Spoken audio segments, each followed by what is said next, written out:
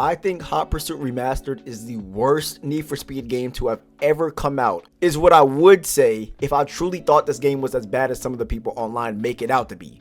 I recently played Need for Speed Hot Pursuit Remastered a few months ago for the first time on stream, and I can say with confidence that this is one of the most bland, most mundane Need for Speed games I've ever played regarding the single player side. A very simple and basic driving simulator that didn't provide any noticeable gameplay that could keep me engaged long term. Now, don't get me wrong, I am 100% positive that when Hot Pursuit first released, it probably changed the game in the racing genre. The game has dedicated Hot Pursuit chases where players can really be fleshed out cops and also race as racers. It has crazy pursuit tech, and the feeling of taking down racers as cops is truly unmatched in a lot of ways, most likely. It was like GTA RP before GTA RP, where you could really feel yourself on both sides of the law, except in a racing game with no drugs, strip clubs, and murder. Well, you know what? Maybe not murder, considering the speeds that you crash into cops and other racers. It might actually be classified as murder. I think by the time I finished the story, I was on multiple mass homicide charges against LEOs, man. But regarding the remaster, I think dropping it in 2020 was a bad decision, and the fact that we have things like Heat and Unbound, if you're a late player like myself, to compare it to, the game probably didn't do as well as it could have because players have grown accustomed to getting more in this day and age. Now, I can already see the comments. Why are you comparing an older game to newer games? Let me get into that. And first of all, the people that love to compare Unbound and Most Wanted should not be talking at all, because you do literally the exact same thing. Don't be a hypocrite.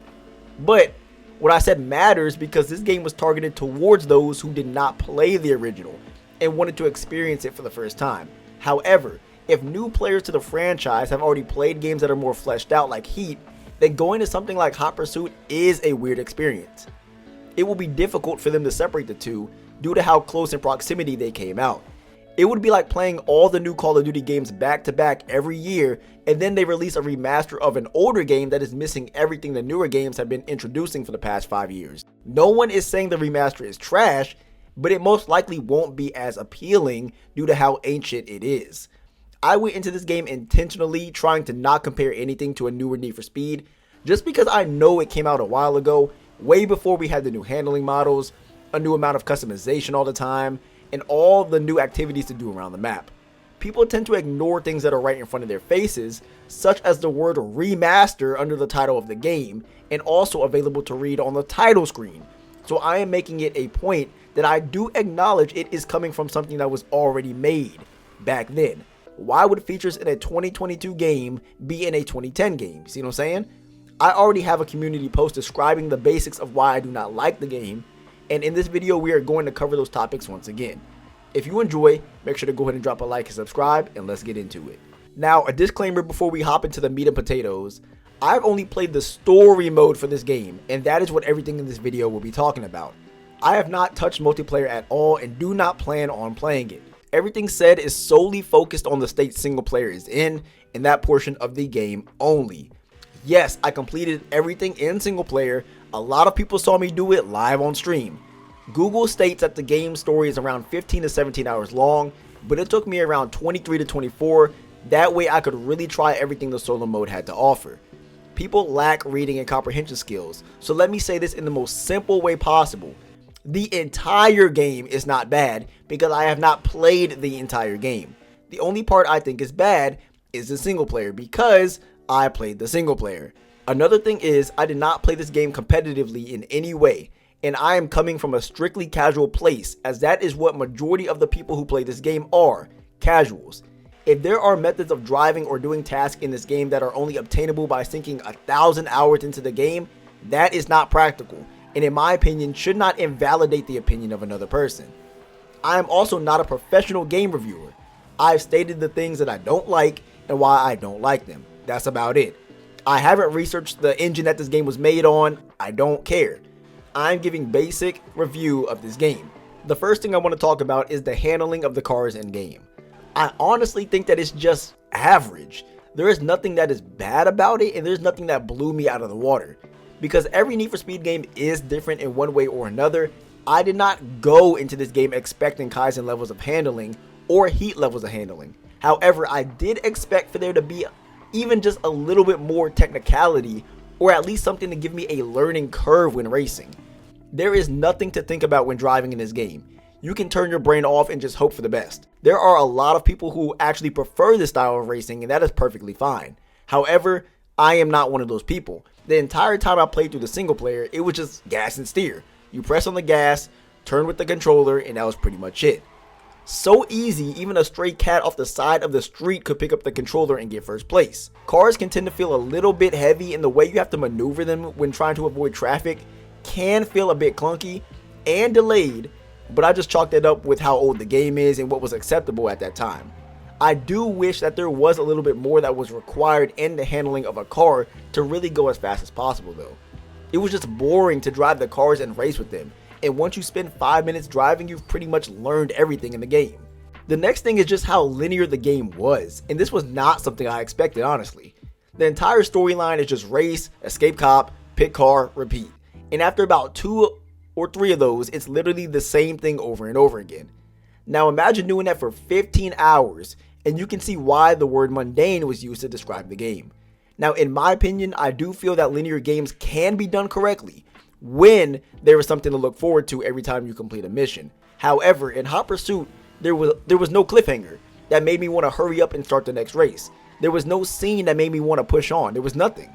There is nothing exciting enough to keep me wanting to continue playing. Nothing ever changes, besides the track layout between each race to keep me wanting more. The missions are short, forgettable, and basic. Not what I would expect a Need for Speed game to put out even back then. When the cops showed up, it didn't really change the dynamic at all, because every other race in the entire game was like that too. They all had the same formula, and the outcome was the same every single time. The cops provided no sense of danger, and they were more annoying than scary. There was not one time I actually cared about getting busted or tried my hardest to escape. Regarding the racers, they felt the exact same from track to track, and there was never a real sense of competition from them. And yes, it is possible to have AI give you real competition. It happens in games all the time. The game just felt like a high-speed driving simulator. The playing as a cop portion was pretty bad as well, due to the fact once again everything was the same pretty much 99% of the time. On top of this, the AI racers fell into the same trap as the AI cops, in that they weren't hard or tactical, they were just annoying. Very annoying. Almost every pursuit chase was driving after a racer. They would do a 180, drive the other way for about 5 minutes, then they would do another 180 and drive back the first way again. This would happen in almost every single pursuit chase with every single car. No variety at all. There was never a real sense of accomplishment when catching racers because the chase was brain dead. It always felt like a dragged out extended game of tag versus what I would expect a game named Hot Pursuit to actually feel like. I wanted the racers to really give me a run for my money and make me earn my cop paycheck, not drive in circles for 10 minutes. I expected the AI racers to perform crazy moves around the map and try to take me down like an illegal street racer. None of that ever happened, and I feel it was a missed opportunity. The map was also pretty average as well. Boring with little to see regarding variety and locations you drive in and to just take away in general. When driving around in free roam, it's very bland with no sense of life, and it just looked like your average fairly linear race map. Bland in the daytime and bland in the nighttime. Why there are no events around the map is something unheard of to me for Need for Speed games. No other race cars, no cops, no checkpoints to start races or smaller events. The map is just completely dead. When racing, I honestly didn't even know where I was majority of the time because everything always looked the same. Every track looked like it took place in the same spot. Every road looked pretty much identical. The map lacks any sort of eye-catching features. Once again, something that is very forgettable and what I would not expect out of a Need for Speed game. I am honestly surprised that there wasn't at least one track that I remembered fondly of and could pinpoint where in the map it was. The entire biome looks like one big copy and paste from a picture of what North Dakota looks like on Google Images. I won't go too deep regarding the size of the map because I do feel that was probably a decision made all the way back in 2010, and once again this is a remaster, not a remake. Maybe it's because my life is not all about Need for Speed and I didn't grow up playing it, and I understand these games can be bad, or maybe it's because I just don't have nostalgia filters on when I play these games. But looking at it and playing Hot Pursuit for the first time, I am just not impressed at all. 2010 probably had everyone hooked, but for those who are like myself, who are playing the remaster for the first time, it was just a bunch of forgotten races and chases. No moments in races that I remember. No chases that were hard and took me a bunch of tries to do, and when I finally beat it, it felt good. Just a game where you boot it up and don't think. Anyway, let me know down in the comments how you all feel, and if you want, you can just copy and paste your comments from the community post down in this video. I try to respond to as many as I can within the first hour of the video, so I'll try to answer questions and comments people may have. If you enjoyed or didn't, drop a like and subscribe, and I will see you all in the next video.